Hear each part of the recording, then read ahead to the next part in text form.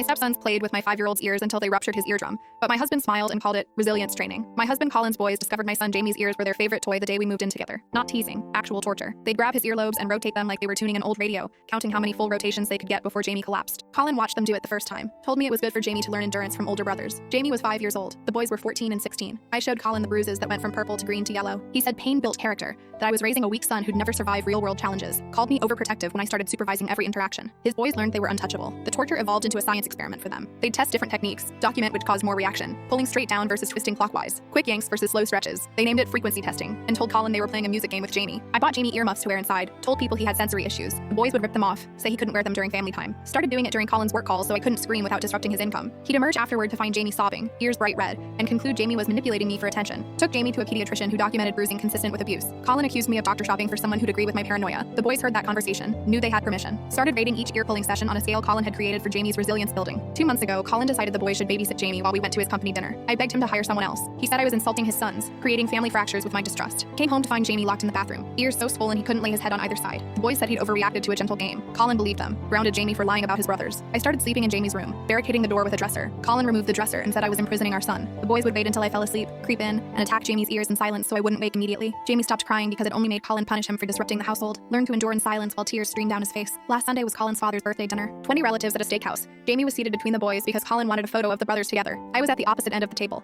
Colin's seating arrangement to stop my hovering. Halfway through appetizers, I saw Derek, the 16-year-old, reach over casually and grab Jamie's left ear. Not a quick pull, a sustained twist that kept going and going. Jamie's face went white, but he didn't make a sound, trained to suffer quietly. Tyler joined from the other side, pulling the right ear in the opposite direction, like they were trying to unscrew his head. Colin's sister noticed first, gasped loud enough to stop conversations. Colin looked over, saw his son's hands on Jamie's ears, and actually smiled. That's when Jamie's eyes rolled back and he slumped forward into his plate. The pop had been audible to people 3 tables away. His left eardrum had ruptured from the pressure. The restaurant called an ambulance while I held Jamie, who was confused and couldn't hear from his left side. Colin tried to stop the paramedics, saying Jamie was being theatrical, that ear infections cause trauma in sensitive children. The paramedic looked at the blood coming from Jamie's ear and told Colin to step back or be removed. At the hospital, the ENT specialist said the rupture was traumatic, not infectious, and caused by extreme external pressure. Asked how a 5-year-old sustained a force equivalent to a severe head injury. Colin's father, who'd followed us, listened to Colin try to explain resilience training. The old man, a Korean War veteran who'd never said much, turned to Colin and said, "I've seen torture that looked kinder than what you're describing." The doctor called Child Protective Services while Colin argued about parental rights. The social worker arrived with police backup after the restaurant provided security footage they'd pulled. 20 minutes of the boys systematically torturing Jamie while Colin watched approvingly. His sister had already stated Colin, explaining his toughening philosophy while Jamie was unconscious. Colin tried claiming cultural differences in parenting styles. The officer, who happened to be from Colin's exact background, said torture wasn't cultural. The boys were removed that night, placed with Colin's parents, who were horrified they'd been enabling this. Colin was arrested for child endangerment after the security footage showed him watching and smiling. During the emergency custody hearing,